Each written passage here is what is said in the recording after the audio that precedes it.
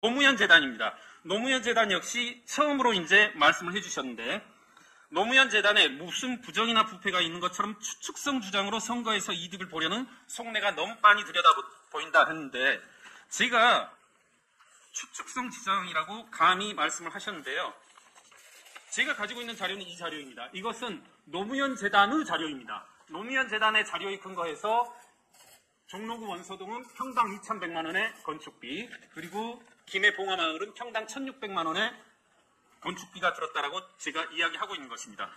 묻고 싶은 것은 저더러 추측성 주장이라고 하였는데, 그러면 이 본인들의 내부 장부, 이것은 추측으로 작성한 것입니까? 이것을 묻고 싶습니다. 그런데요, 이게 노무현재단의 그 건물이 혹시 일반적인 건물보다 한 몇 배 훨씬 더 화롭고 잘 지었으면 이걸 괜찮은 거 아닌가요? 어떻습니까? 그럴 가능성은 있습니까? 그럴 가능성은 없는 게, 이제 이른바 일부 언론에서 취재를 하였지만, 그러니까 노무현 재단 건물과 같은 형태를, 정확한 용어는 아닐 수 있습니다만 멍텅구리 형태, 이거 비하하는 의미가 아니라 이렇게 중간이 텅 빈 형태, 우리가 아파트라면 중간 이렇게 있고 시설물들 있고 하는데 이렇게 텅 비어 있는 것이라 훨씬 싸다고 합니다. 그래서 가장 비싼 건물, 제가 알기로 최근까지 가장 비싼 건물이 D타워, 종로의 D타워, 그 다음에 잠실에 그런 건물인데 그게 800만 원, 평당 800만 원, 평당 1,100만 원인데 이제 노무현 재단 2,100만 원이어서 있을 수 없는 금액이라고 다 건축 전문가들이 다 한결같이 얘기하고 있습니다.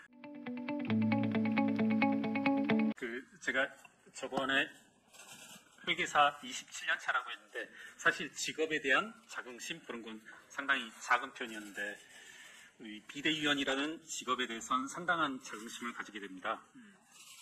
정의기억연대와 노무현 재단에 그간 수차례 한 3년여간을 문제제기했음에도 한마디 이런 방구도 없다가 이번에는 공식적인 입장을 발표하는 것을 보고 참 비대위원이라는 직업이 좋다, 이걸 절대 놓지 말아야 되겠다, 그런 생각을 했습니다.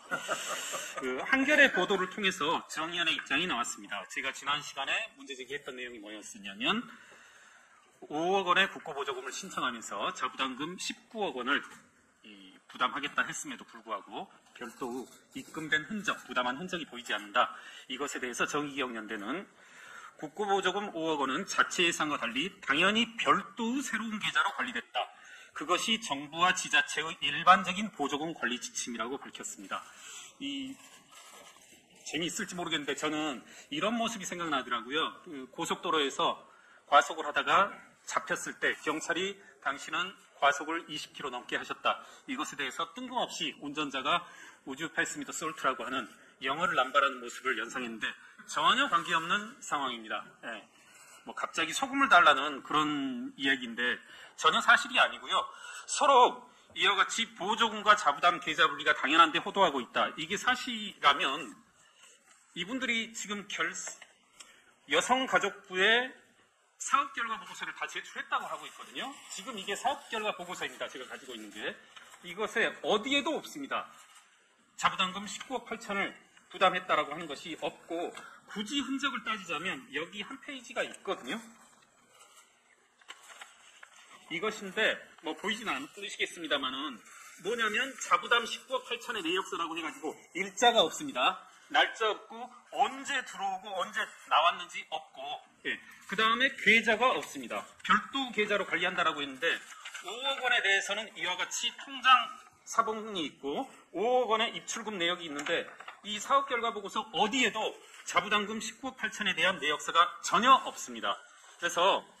그리고 짧게 간단히 말씀드리자면 아까 그 말한 보조금 자부담 계좌 분리가 당연하다, 그리고 일반적인 보조금 관리 지침이라고 했는데 이게 최근에 4, 5년 사이에 도입된 시스템입니다. 그리고 이처럼 5억 원이 한꺼번에 들어온 것에는 적용되지도 않습니다. 그러니까 정의연은 지금 거짓말을 하고 있는 겁니다. 말도 안 되는 거짓말을 하고 있고, 저에게 잊지 않고 또한 협박도 했더라고요. 당장 사과 안 하면 책임을 물을 것이다. 사과는 언제고 할 생각이 전혀 없으니까 제발 좀 책임을 물었으면 좋겠습니다. 그렇게 제가 도발을 했음에도 불구하고 책임을 묻지 않는 건 어떤 이유인지 좀 많이 의문입니다. 그 다음 노무현 재단입니다.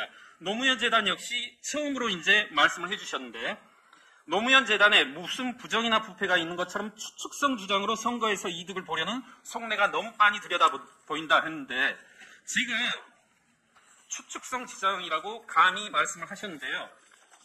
제가 가지고 있는 자료는 이 자료입니다. 이것은 노무현 재단의 자료입니다. 노무현 재단의 자료에 근거해서 종로구 원서동은 평당 2,100만 원의 건축비, 그리고 김해 봉화마을은 평당 1,600만 원의 건축비가 들었다라고 제가 이야기하고 있는 것입니다.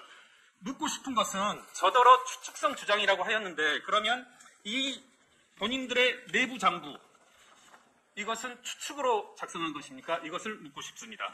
그래서 여러 가지 민주당 패널들이 토론 프로에 나와서도 이야기하는 걸 들었는데, 저는 이런 식으로 비유하고 싶어요. 지금 노무현 재단이 한 행각은 뭐냐면, 초롱이에게 가서 중고차 2010년식 소나타 20만 킬로미터 달린 것을 지금 1억에 산 것이거든요. 네. 그러면 제가 의문을 삼고 문제 삼는 것은 초롱이한테 1억을 줬다라는 것을 문제 삼는 게 아니라 이 1억의 금액이 맞냐, 이걸 문제 삼는 것이고, 굳이 하나 더 들춰내자면 저번에 말씀드렸습니다만 유동수 원실에서 일어났던 일은 뭐냐면, 외관은 1,000만 원짜리 거래였지만 실제로는 100만 원에 불과한 거래였단 말입니다. 시가 100만 원짜리 거래를 1,000만 원으로 포장한 것에서도 알다시피 저는 과연 초롱이한테 2010년식 소나타 20만 킬로미터를 1억에 구매한 것이 맞냐, 이것에 대한 답변을 요구하고 있는 것입니다. 자꾸 문제를 호도하지 말고 빨리 답변을 바라고, 마지막으로 마무리 짓 건데, 이분들은 항상 죄를 지어도 상대방을 타박하고 윽박지르고 협박하고 하는데, 송영길 전 대표가 돈봉투 사건을 저지르고서도 검찰 앞에 가서 큰 소리 치는 것, 그리고 조국 김의겸의 거짓 콤비가 지금 뭐 여러 가지 출판 기념회다 뭐다 하면서 지역 투어 쇼를 하는 것으로 보이는데, 참 이분들은 일관된다. 그것만큼은 저는 인정해줘야 되지 않나 싶습니다. 예, 감사합니다.